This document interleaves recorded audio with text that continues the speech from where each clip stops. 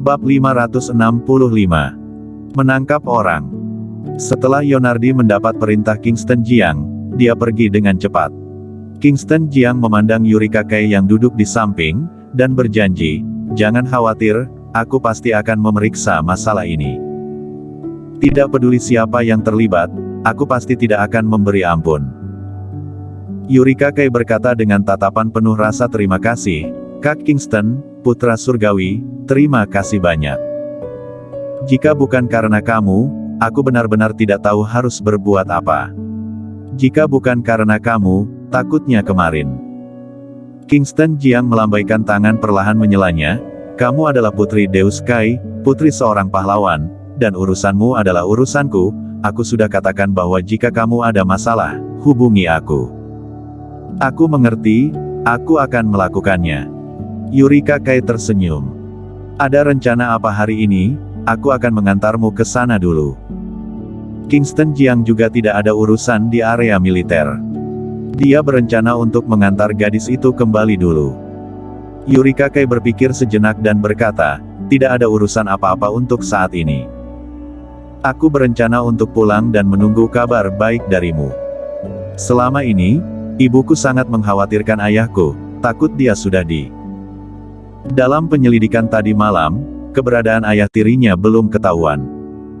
Kingston Jiang berkata, "Aku akan memeriksanya sesegera mungkin, tidak hanya menggunakan saluran resmi, tetapi juga menggunakan saluran lain untuk memeriksa keberadaan ayah kamu sesegera mungkin. Begitu ada berita, aku akan segera memberi tahu kamu." "Baiklah, terima kasih. Ayo pergi, aku akan mengantarmu pulang terlebih dulu." Kingston Jiang berdiri lebih dulu, meninggalkan kantor bersama Yurika Kei. Setelah berjalan menyusuri gedung kantor, dia secara pribadi mengendarai kendaraan militer untuk membawa Yurika Kei kembali. Keluarga Yurika Kei awalnya kaya, dan dia adalah seorang bintang besar, juga menghasilkan banyak uang. Tapi sekarang semua barang berharga dan rumah telah dijual. Tabungannya juga diambil untuk melunasi hutang. Sekarang dia dan ibunya menyewa rumah di pinggiran kota. Daerah ini disebut Kompleks Hualang. Dibangun beberapa dekade yang lalu, tempat ini sudah termasuk kompleks tua, tetapi meskipun demikian, sewa di kompleks tua tidaklah murah di ibu kota. Di depan. Setelah sampai di Kompleks Laulang, Yurika Kei menunjuk ke bangunan perumahan berlantai 7 atau 8 di depan dan berkata, "Selama ini, ibuku dan aku tinggal di sini, Kak Kingston, sampai di sini saja. Aku bisa naik sendiri." "Aku akan naik dan melihat-lihat," kata Kingston Jiang. Sebelumnya dia tidak tahu ada siapa saja di dalam keluarga Deus Kai. Hanya tahu bahwa dia memiliki seorang putri.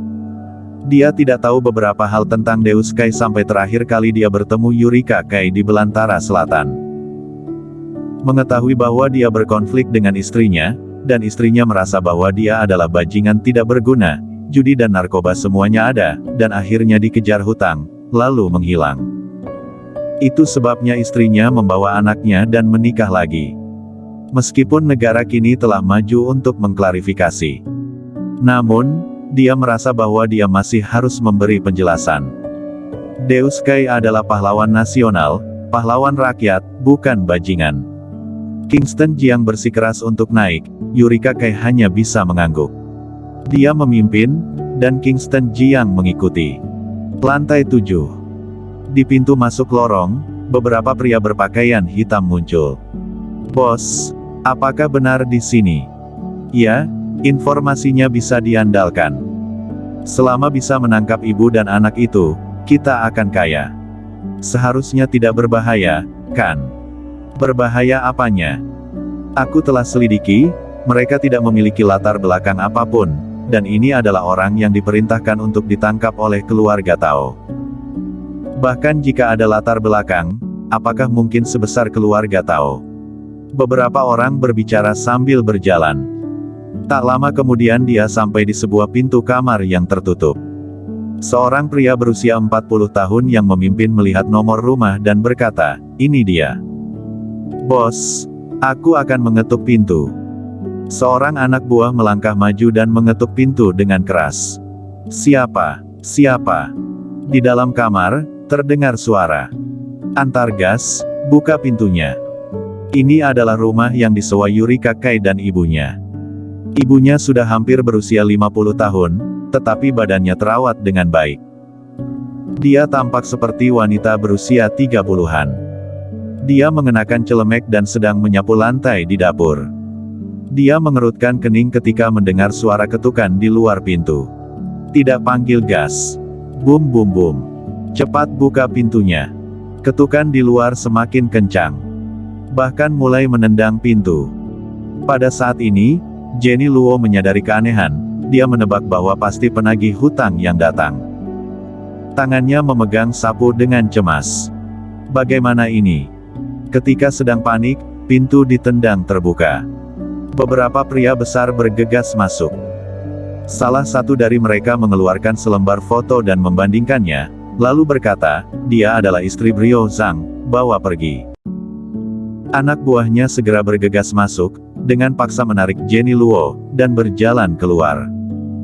Apa yang kalian lakukan? Lepaskan aku, lepaskan aku. Jenny Luo terus meronta. Tapi bagaimana mungkin kekuatannya bisa lebih besar dari orang-orang ini? Plak. Seorang anak buah menamparnya dan berkata dengan marah, untuk apa teriak-teriak? Bekas tamparan muncul di wajahnya dalam sekejap, rasa sakit yang pedas menjalar, dia tidak berani berteriak lagi dan memohon, tolong, lepaskan aku benar-benar tidak punya uang. Cerewet, cepat bawa pergi. Ya, Jenny Luo dibawa secara paksa. Ini adalah rumah kuno tanpa lift, hanya ada tangga. Kingston Jiang mengikuti Yurika Kai. Kak Kingston, di lantai ini. Ketika keduanya tiba di lantai 7, Yurika Kai menunjuk ke depan dan berkata, tetapi ketika dia melihat ke atas, dia melihat ibunya sedang ditarik paksa. Jenny Luo juga melihat Yurika Kai datang, dan tidak bisa menahan diri untuk tidak berteriak, Yurika, lari. Yurika Kai tercengang sejenak, dan segera meraih tangan Kingston Jiang, lalu berkata dengan wajah memohon, Kak Kingston, tolong, selamatkan ibuku. Kingston Jiang melambaikan tangan perlahan sambil berkata, serahkan padaku. Dia dengan cepat berjalan mendekat.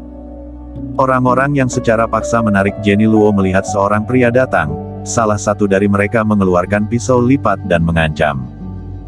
Bocah, jangan ikut. Sebelum dia selesai berbicara, dia melihat wajah Kingston Jiang dengan jelas, dia tercengang dan wajahnya pucat karena terkejut. Putra, putra surgawi. Orang-orang ini hampir berteriak kaget. Buk, orang yang memimpin langsung berlutut di lantai. Beberapa anak buahnya juga ikut berlutut. Beberapa orang itu terus bersujud. Ibu. Yurika Kai datang dengan cepat, meraih tangan Jenny Luo, dan bertanya, apakah kamu baik-baik saja? Aku baik-baik saja. Jenny Luo menggelengkan kepalanya sedikit, lalu menatap Kingston Jiang dengan tatapan bingung, dan mau tidak mau bertanya, Yurika, ada apa? Bagaimana kamu bisa kenal putra surgawi? Yurika Kai menjelaskan, Bu, dia adalah kawan seperjuangan ayah. Aku bertemu dengannya saat pergi ke Belantara Selatan. Oh, ucap Jenny Luo. Kingston Jiang melihat beberapa orang yang berlutut di lantai, dan berkata perlahan, siapa yang menyuruh kalian datang? Putra surgawi, itu keluarga Tao. Sebelumnya keluarga Tao mengirim pesan, siapapun yang berhasil menangkap mereka berdua akan mendapatkan 10 juta.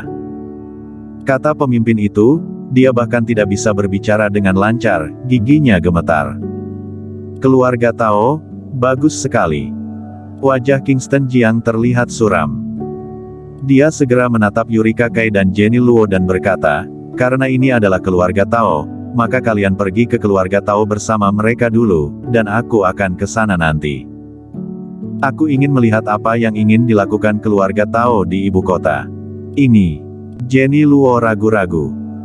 Yurika Kai berkata, Bu, putra surgawi sudah tahu tentang urusan keluarga kita dan sudah menyelidiki kebangkrutan perusahaan ayah tiri.